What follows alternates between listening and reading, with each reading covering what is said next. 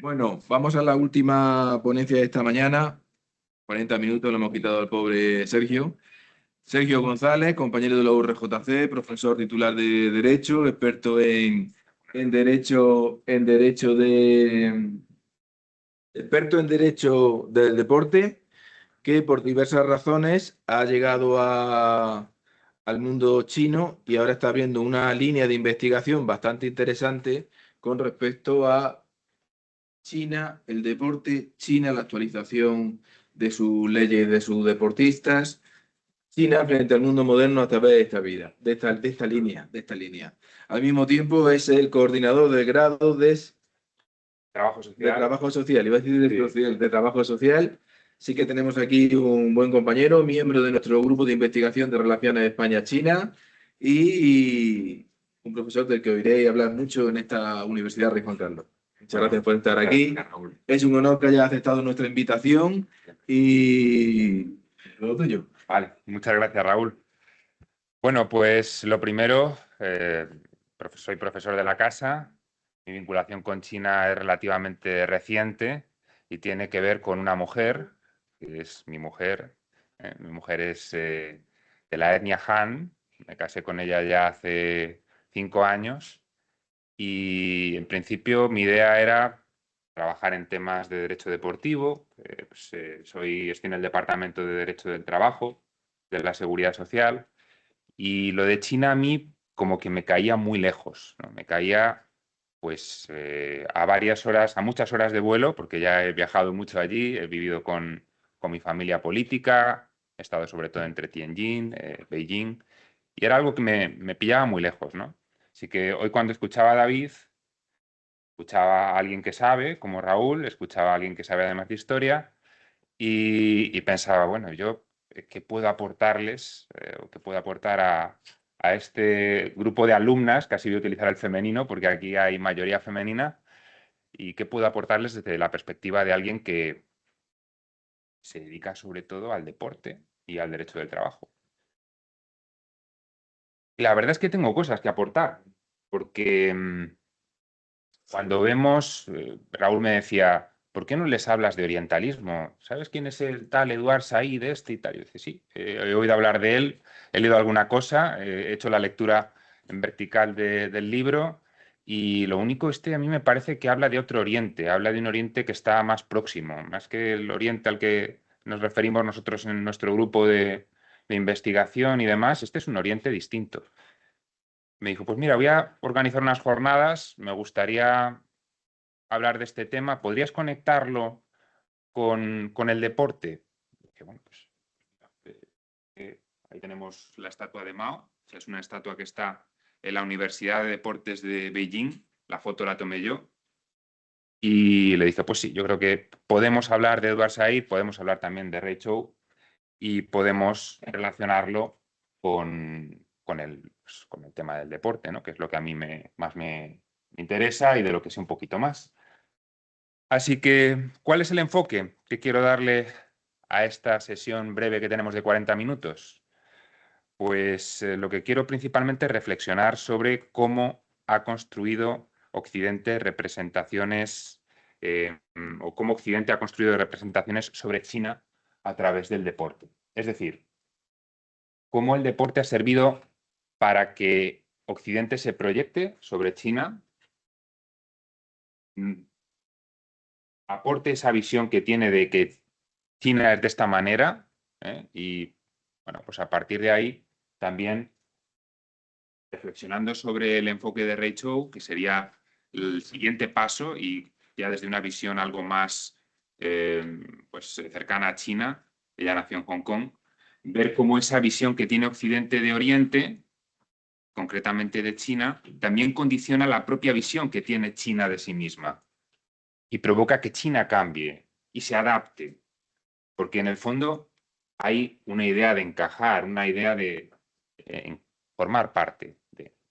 Entonces, bueno, esa es la idea. Haremos una reflexión histórica, aunque no sea profesor de historia. Veremos cómo ha ido evolucionando el mundo del deporte y el fenómeno deportivo en China. Veremos la importancia, bueno, hablaremos del enfermo asiático, el enfermo de Asia, ese chino que se considera que es débil porque no es bueno en los deportes occidentales, entre otras cosas porque nunca ha practicado esos deportes. Veremos cómo China hay un momento en el que dice, voy a centrarme en mis juegos asiáticos porque aquí realmente en este momento considero que no pinto nada, eso fue en tiempos de Mao. Veremos cómo luego vuelve con la diplomacia del ping-pong, veremos cómo con esa vuelta le dan unos Juegos Olímpicos en 2001, que se celebran en 2008, y veremos cómo China arrasa, no solo en deportes, en los que sí que tenía, bueno, pues a lo largo de la historia había conseguido tener una cierta base para poder competir y ganar, que empieza también a ganar en los deportes puramente occidentales, ¿no? Así que esta reflexión, ya os digo que yo creo que es muy interesante porque cuando vemos ese orientalismo de Said, que es el orientalismo como herramienta política, esas ideas preconcebidas de Oriente Próximo principalmente como un Oriente atrasado, misterioso, exótico, pues cuando lo vemos desde la óptica de Ray Chow y lo vemos como me están diciendo que soy esto y yo me quiero rebelar contra esa realidad, nos encontramos con que en el ámbito del deporte la reflexión es bastante interesante. Yo no la había visto de esa manera tan amplia, la había visto con un artículo de un autor chino sobre los juegos asiáticos, pero cuando empiezas a escarbar un poco y empiezas a ver lo que hay, te das cuenta de que la reflexión es perfecta. Es la doble cara del orientalismo desde la perspectiva, en este caso, cuando nos vamos a Ray Chow, de alguien que nació en Hong Kong, que ahora mismo es profesor en la Universidad de Duke y que en Writing Diaspora, o Diaspora, en 1993, pues empieza a reflexionar sobre cómo ese orientalismo, esa visión, ese cómo me ven, yo mismo también evoluciono, cambio y, bueno, pues en este caso me supero y consigo superar al que me ha visto de arriba abajo, ¿no? Y me ha visto como algo exótico, inferior y carente de capacidades deportivas. Bien, el exotismo oriental es, por lo tanto, eso, es la idea de... El enfoque del deporte es... el deporte no es algo neutro, es algo que, como el orientalismo, pues se generan narrativas nacionales, culturales, hay un espejo cultural y el deporte no deja de ser una herramienta política, siempre ha servido para o estrechar vínculos o para discriminar, separar y distorsionar ese espejo en el que nos miramos. Muchas veces nos planteamos esa pregunta que yo creo que es la clave de esta presentación, que está ahí abajo, que es si el deporte es un puente que acerca a las culturas, como fue en China a raíz de la celebración de los Juegos Olímpicos, a raíz de, primero, la diplomacia del ping-pong, de la que luego hablaremos, o si realmente es un espejo que nos permite deformar la realidad, nos permite sacar una anécdota concreta de contexto, nos permite no tener en cuenta que esa misma anécdota se aplica en Occidente y también está sucediendo en Occidente, y lo llevamos todo al extremo de no, es que estos son...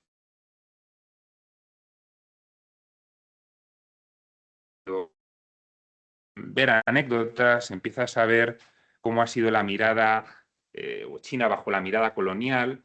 Claro, te das cuenta de que China en el siglo XIX, los diplomáticos y misioneros veían a China como un imperio estancado, extravagante, atrasado.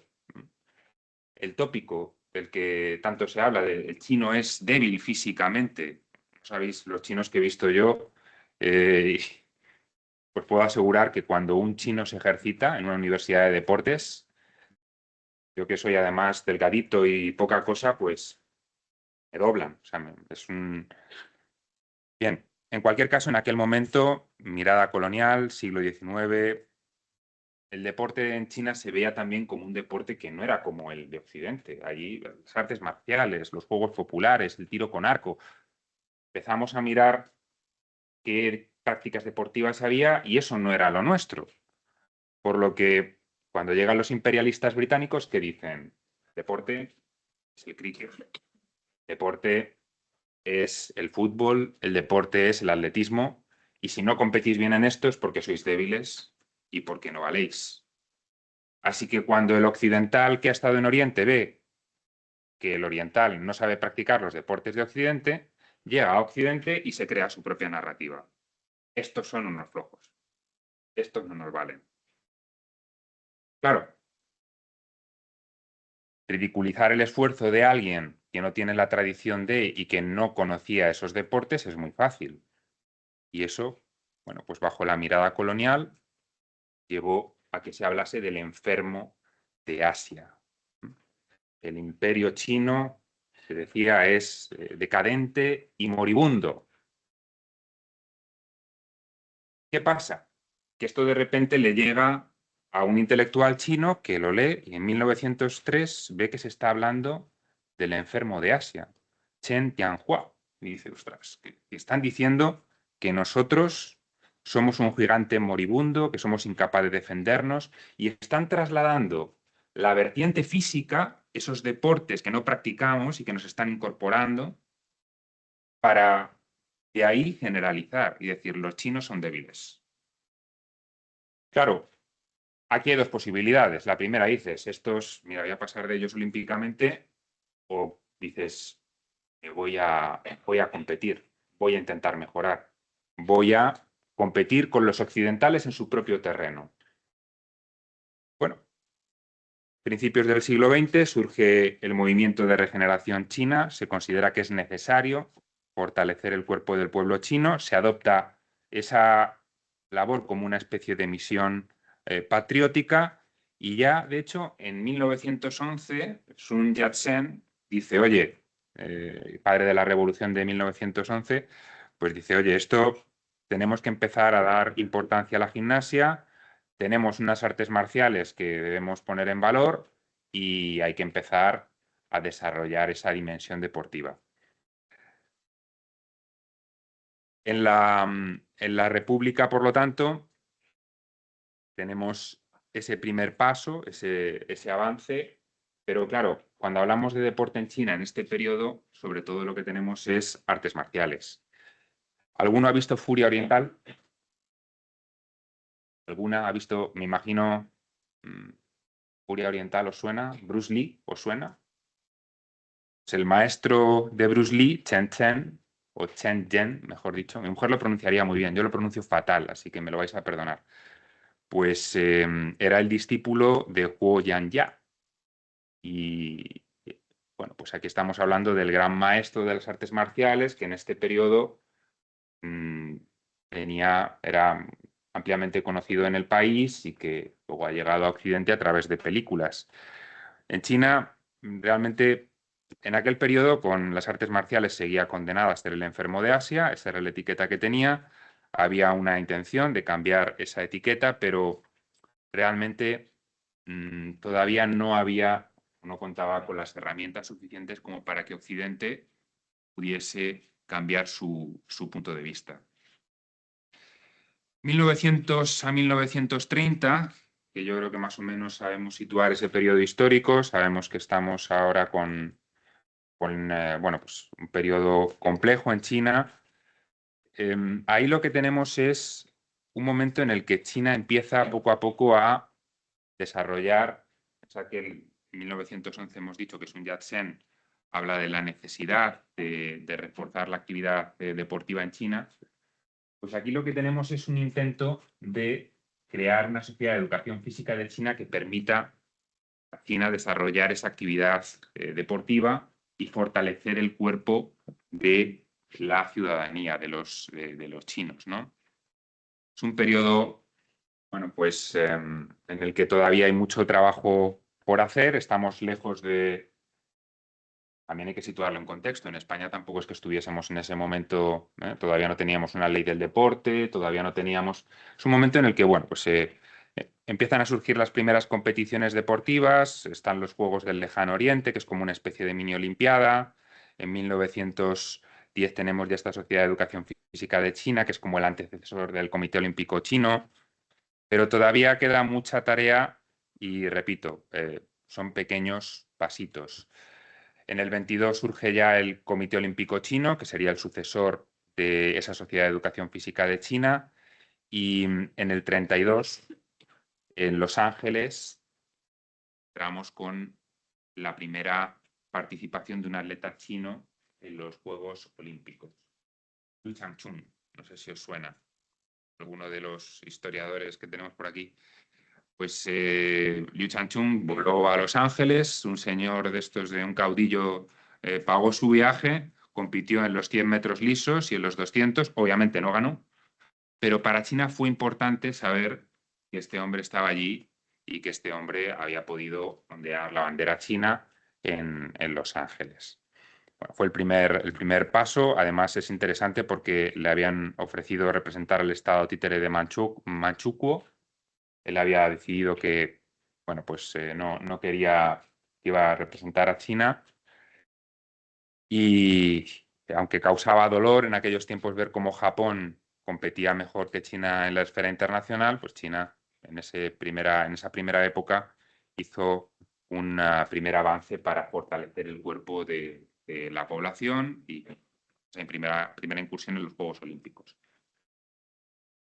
Durante la China republicana, la época del nacionalismo y bueno, pues, de la China republicana, décadas de 1930, 1940, ahí lo que nos vamos a encontrar es un periodo que va a venir marcado por la invasión japonesa y la Segunda Guerra Mundial.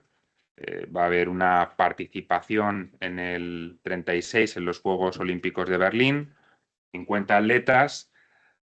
Llamó la atención lo de los trajes tradicionales, China iba con la etiqueta de novato, pero bueno, realmente aquí seguimos todavía con una China que está intentando, un país que está intentando crear esa cultura del deporte, pero que en la esfera, en el ámbito internacional, no consigue los éxitos que le gustaría conseguir. El gobierno nacionalista del Kuomintang, liderado por Chiang Kai-shek, pues también le va a dar un valor propagandístico al deporte. Esto era muy típico. Además, en tiempo de guerra, el deporte, y aquí me voy a embalar un poco por el tiempo, el deporte siempre sirve para, por un lado, crear esa conciencia de pertenencia y, por otro lado, para formar militares. Entonces, esa doble vertiente del deporte dio lugar a que en ese periodo de guerra civil, luego guerra con Japón, Segunda Guerra Mundial, pues el deporte tenga una importancia tenga una notable importancia durante la República. Bien, como sabemos, en el 49 se produjo triunfó la Revolución Comunista. Pensar que ya hemos terminado la Segunda Guerra Mundial, tenemos ese periodo del 45 al 49 en el que se van cerrando las heridas de la Guerra Civil. Bueno, no se van cerrando, ahí tenemos la vuelta a la Guerra Civil. Y ya con la Revolución Comunista en 1949, repito, me estoy adentrando en terrenos de historia, pero de una manera muy superficial. Raúl, si queréis corregir o añadir cualquier cosa, lo hacéis, porque la parte histórica es cosa vuestra. Aquí ya nos encontramos con un Mao que decide que hay que fortalecer los cuerpos para la revolución, un Mao que se da cuenta de que lo que se ha hecho antes, durante el periodo tiene su valor, lo rescata y en los primeros años decide ir a Helsinki, compiten en los Juegos Olímpicos del 52, se dan cuenta de que realmente todavía no tienen esa capacidad para competir y dicen, vamos a dar un pasito para atrás. Vamos a dejar de competir en los Juegos Olímpicos, tanto en Helsinki, 1952, China dice, pasito para atrás. Además, tenemos críticas por la situación política en la que nos encontramos, acabamos de llegar, nos vamos a alejar del deporte occidental y vamos a empezar a jugar o a disputar nuestros propios Juegos Asiáticos. Los Juegos Asiáticos se habían creado en el 51, en Nueva Delhi, en India, bajo la Federación de Juegos Asiáticos. Esa federación va a ser luego la predecesora del Consejo Olímpico de Asia y bueno, pues va a servir de alguna manera para que India, China, Taiwán, Corea, pues aunque hay tensiones políticas en esa zona, pues poco a poco se vayan rebajando las tensiones y compitan en el ámbito deportivo. Bien, Una de las cuestiones que más me ha llamado la atención cuando he analizado el fenómeno del deporte socialista bajo Mao, al margen de esa salida de la esfera internacional para disputar Juegos Asiáticos, es que dentro de Asia también hay orientales de primera y de segunda. Y hay potencias de primera y potencias de segunda. Hasta los años 80, en los Juegos Asiáticos dominaban Japón y Corea del Sur. A partir de los años 80, ¿sabéis quién empezó a dominar? China. Por lo tanto, China, que en el 52 había hecho la de me retiro porque por razones políticas prefiero retirarme de unos juegos en los que no estoy ganando medallas, ha desarrollado una política en la empresa, en la fábrica, en los colegios, ha fortalecido el cuerpo de los chinos y las chinas y ya empieza a tener capacidad para competir. Y quiere volver a la esfera internacional porque se da cuenta de que ahora ya pueden hacer cosas. Pero quiere hacerlo en sus propios términos. No quiere hacerlo rebajándose. Y aquí es cuando en el 71 tenemos ese momento estelar en el ámbito del deporte chino, la diplomacia del ping-pong, que nos lleva a que China se vuelva a abrir al extranjero y el extranjero occidente se abra a su vez a China. ¿Sabéis de qué va lo de la diplomacia del ping-pong? ¿No? La diplomacia del ping-pong va de lo siguiente. Tenemos a Glenn Cowan, jugador de ping-pong estadounidense, que está en Nagoya y, bueno, pues que se ha perdido y que no sabe muy bien cómo volver al hotel, porque sus compañeros pues ya han cogido el autobús y él está ahí perdido en terreno de nadie. ¿Qué autobús queda por la zona? El autobús del equipo chino. ¿Hay tensión entre Estados Unidos y China? Un poquito. Juan con todo sube porque está muy perdido, no conoce el idioma. Y entra en el autobús, se encuentra con un silencio sepulcral. Pero entonces llega el triple campeón chino, Yuan Zedong, y le dice, bueno, me imagino, no sé si sabría hablar muy bien, pero más o menos le tendió la mano, le dijo, pasa, te vamos a llevar hasta tu hotel.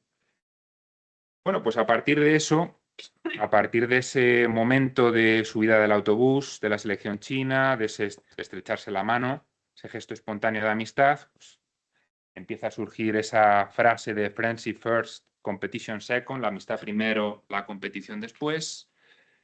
Empiezan a estrecharse vínculos entre Estados Unidos, China, la diplomacia de Nixon, Kissinger aprovecha el impulso del ping-pong y un deporte que es amigable sirve para que China rebaje la tensión con Estados Unidos y empiece a preparar el terreno psicológico para volver a la esfera internacional. El regreso se produce en Los Ángeles, 1984. Ahí hay que imaginar, pues, hay que imaginar la escena, atletas de la República Popular de China compitiendo bajo la bandera roja de las 5 estrellas en las Olimpiadas. Claro, aquí lo que me preguntaréis, ¿y ganan algo ya? Ya de oro, Xu Haifang en tiro, que no solo fue, o Haifeng, que no solo fue un gran logro desde el punto de vista deportivo, sino que también fue un gran logro desde el punto de vista político, porque de alguna manera el enfermo de Asia, el enfermo asiático ya no era enfermo, ya era capaz de ganar medallas de oro, en este caso en pistola de aire. Bien, 1984 fue un año peculiar. La URSS, los aliados del Este boicotearon los Juegos. China sí que estuvo allí, curiosamente, pues aun siendo comunista, sí participó. Y ahí nos encontramos con una actitud que es positiva y curiosa.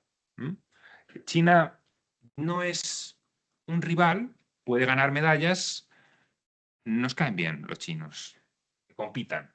Occidente en ese momento tiene una mirada optimista, positiva. ¿Qué pasa? Que en los siguientes años China coge impulso. 1990, 2000, surge el proyecto 119, que consiste básicamente, o 119, un proyecto que consiste en ganar medallas en aquellos deportes que no son los nuestros. El Estado empieza a no escatimar en gastos. Lo que decía antes de las escuelas deportivas, las fábricas, todo eso, cuando tú entras en una empresa china de calefacción, te encuentras con que hay un gran espacio en el que se pueden practicar deportes indoor y tienen un montón de... Yo solo he visto en varias empresas y tienen su sitio para poder practicar deporte durante la jornada, haciendo una pausa.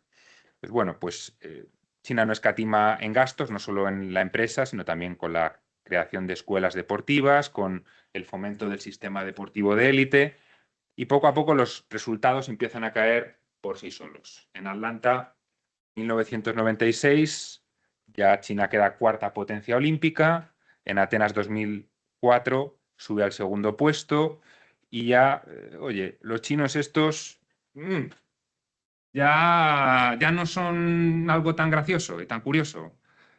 Los chinos se dopan y son tramposos. Esa es la nueva etiqueta que vamos a poner a China, porque esto ya de que me ganen en mi propio terreno me cuesta y no me termina de convencer.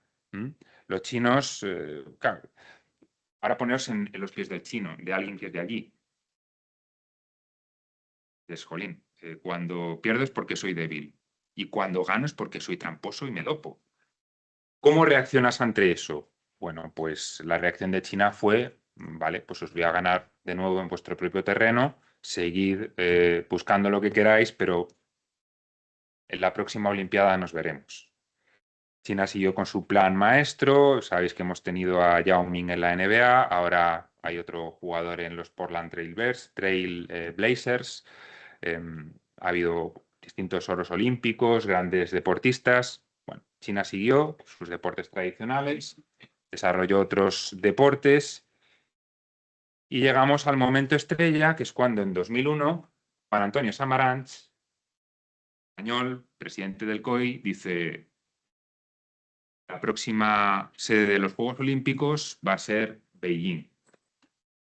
Esta foto es de la estatua que está a unos 50 metros de la estatua de Mao que os puse al principio, en la Universidad de Deportes de Beijing. Entre medias podéis ver las huellas de los deportistas olímpicos que han estudiado en la Universidad de Deportes de Beijing. Y os digo que no son dos huellas, es un camino largo de deportistas que han ganado medalla de oro en los Juegos Olímpicos, que bueno, pues, de alguna manera marcan la distancia que hay entre la estatua de Mao y la estatua de Coubertin, que es el padre de los Juegos Olímpicos, tal y como los conocemos, de los Juegos Olímpicos contemporáneos, de la antigua Olimpia. Claro, Beijing, sede olímpica para 2008. Ya has implementado un montón de medidas para que el deporte en China coja cuerpo. China ha empezado a ganar medallas. China empieza a causar un cierto respeto, hay respeto a la selección china. ¿Qué creéis que pasó en 2008? Pregunto. No sé si tenemos aquí a muchas aficionadas al deporte o algún aficionado al deporte, pero ¿sabéis qué pasó en los Juegos Olímpicos de Beijing de 2008? ¿Qué creéis que hizo China? ¿Cómo lo veis? ¿Ganaría medallas? ¿No ganaría medallas? ¿Qué impresión pensáis que generó China? A ver, por aquí. Que ganó prácticamente todo. Estados Unidos en medallas de oro. Estados Unidos superó a China, eso sí, en el medallero, en el número total de medallas. Estados Unidos estuvo, creo que eran 112, China tuvo 100 medallas en total, pero en cuanto a medallas de oro, China ganó. Y China además dejó una imagen que pasó a la historia. No sé si habéis visto la ceremonia de inauguración de los Juegos Olímpicos, pero aquello fue un espectáculo. Aquello era una mezcla entre la tradición, lo nuevo, las nuevas tecnologías. ¿Suena por aquí que se hiciese algún comentario crítico? Pregunto a los dos que estáis hablando aquí en la primera fila para regañaros. Estamos comentando. ¿Sabéis cómo se llama ese estadio, no? Sí. De Pájaro. Y ¿Sí? ¿Y sabéis, os suena que pasase algo así en la ceremonia de inauguración? ¿Alguna cosa que se dijese de lo de la niña. lo de la niña? ¿Qué pasó cuando cantó la Oda a la Patria? La niña. Era que soy muy viejo, era como los Vini Vanilli de mi época, que una niña cantaba y otra en la que salía en la pantalla. ¿Había playback? Sí. También hubo otro comentario con respecto a las huellas que quedaban en el cielo, porque resulta que se habían generado de una manera artificial y no eran realmente. Claro, mirada occidental, si no son unos tramposos. Sí, Salta. cosas malas. Ya nos olvidamos. Olvídate del espectáculo que montaron. No, el chino es tramposo. El chino es tramposo. Visión china. Nosotros lo que intentamos es que el trabajo sea impecable. Y para que sea impecable, todo debe ser impecable. Y queremos que no haya ni un matiz, no haya nada que se escape a la improvisación. Estuve allí hace unos meses, se conmemoraba el fin de lo que ellos denominan el fin de la guerra antifascista, y el espectáculo, vi el desfile. El padre de mi mujer estaba tumbado en el sofá, la abuela Gu también estaba por allí mirando el desfile militar por la mañana, y tú ves aquello, ves todo perfecto, armónico. Son dos formas de entender la organización de un evento deportivo y, bueno, pues a lo mejor no es tan auténtico que todo esté tan organizado, que haya esa disciplina, que haya ese rigor, pero la mirada, dependiendo de cuál sea la mirada, pues Occidente en la práctica lo que hizo fue reaccionar de manera favorable a la perfección técnica, oye, trabajo impecable, virtuoso, tal, pero luego llegaron las críticas al control, las críticas a la prensa, las críticas a que si el cielo no es un cielo velazqueño, porque el cielo está contaminado, las críticas a la falta de espontaneidad, que si los atletas parecen robots, que si además esto es una fábrica de deportistas. Cuando empiezan a ganarte y tú tienes el espejo y te miras y ves que el otro se mira al espejo y tiene más medallas que tú, te puede llegar a tocar el orgullo y puedes decir, bueno, me ha ganado, pero aunque se ha ganado en el número de medallas de oro, en la práctica yo he ganado más medallas. Y eso es lo que se encontró China después de los Juegos Olímpicos de 2008. Se encontró reacciones ambiguas, se encontró pues con esa crítica de ganas más oros, pero nosotros hemos ganado más medallas en el cómputo total.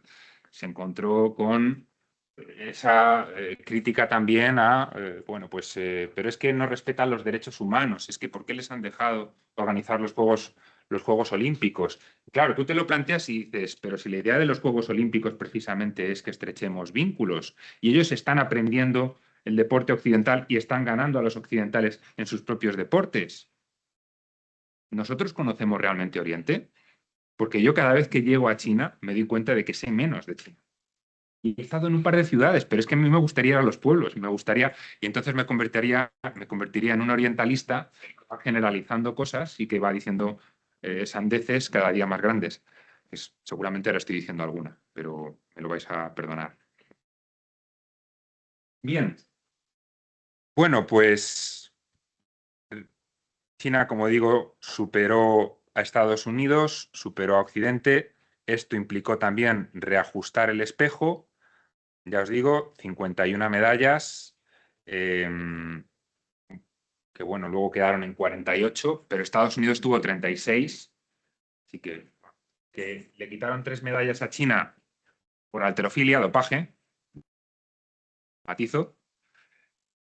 Luego al final China mantuvo las 100 medallas, porque hubo otras medallas que China no había ganado por dopaje de otros deportistas de otros países y permitieron que China mantuviese las 100. Bajó a 97, pero luego volvió a 100. Pero claro, China es la que se dopa. China es la que se dopa. ¿Estáis entendiendo? lo que quiero transmitiros, la visión oriental. Bueno, en cualquier caso, el deporte se empezó a utilizar en China, se empezó a utilizar como moneda de legitimación. Si hoy en día vais a una universidad de deportes, os encontraréis con que los medios con los que cuenta China son unos medios muy avanzados, pero los estereotipos se van a mantener. La disciplina de hierro, la fábrica de campeones, la robotización del cuerpo, todo eso, aunque haya deportistas chinas que tienen tatuajes, aunque hoy en día nos podamos encontrar a una deportista china que dice, he ganado la medalla porque he sido la mejor, que eso antes habría sido impensable. Y fijaos que estoy hablando de deportistas chinas que ganan medalla de oro, mujeres. Aunque podamos encontrarnos todo eso, China, siempre cuando miramos al de fuera, existe ese sesgo, ¿no? ¿Os suena algo de bádminton? Una tal Carolina que disputó una semifinal, se lesionó. ¿Suena la anécdota del pin? Pues disciplina de hierro, robotización, fábrica de campeones, todo eso empieza a caerse porque empezamos a ver que los grandes deportistas y las grandes deportistas de China no son robots y tienen detalles, tienen gestos. Y eso es lo que se vio, te repito, en París. Claro, si comparamos la disciplina, el rigor de 2008, lo que vimos en la inauguración de los Juegos de París y todo lo que pasó allí, nos encontramos posiblemente con contrastes. Pero a la hora de la verdad, también la sensación que quedó en París fue que China cada vez es más diversa también. Y que esa robotización y todas esas cosas que se le ha achacado a los deportistas chinos, pues ya no es como era antes. Ha cambiado también la percepción. Todavía hay estereotipos, hay recelo, hay desconfianza y polémica con el dopaje. Cuando de repente nos encontramos con una nadadora que bate todos los tiempos, dicen, esta nadadora tiene que ser menor de 16 años. Seguro que está infringiendo la normativa de la federación. Y ya cae la crítica a la nadadora que acaba de ganar la medalla de oro sin... Voy terminando, Raúl. Y luego se descubre que no, que ha batido el récord, pero que realmente pues, tenía la edad que tenía que tener. Ya empiezan a abrir por ahí, así que voy a ir cerrando. En fin, casos emblemáticos tenéis el de Jess Wen, que es la nadadora que os digo, de 16 años, que ya querían de alguna manera quitarle el mérito de su medalla diciendo que seguro que se había dopado. No se había dopado, como se pudo comprobar. Tenéis también a Yao Ming, que durante mucho tiempo, sobre todo antes de que entrase en la NBA, se decía que no podía jugar bien porque era chino, y se vio luego que era un jugador maravilloso. El All-Star, es una de las grandes leyendas de la NBA. Y al final, por ir sintetizando, lo que nos encontramos sobre el espejo es que sigue estando vigente, que seguimos todavía con nuestros prejuicios, con nuestra mirada la mirada que tiene Occidente sobre Oriente, y como esa mirada también sigue condicionando la propia forma de hacer de Oriente, ¿no? En este caso me he centrado en China. China busca el reconocimiento, Occidente proyecta recelo, y al final lo que tenemos es una realidad que, dependiendo de quién la mire, es de una buena manera. Así que nada, Raúl. Muchas gracias.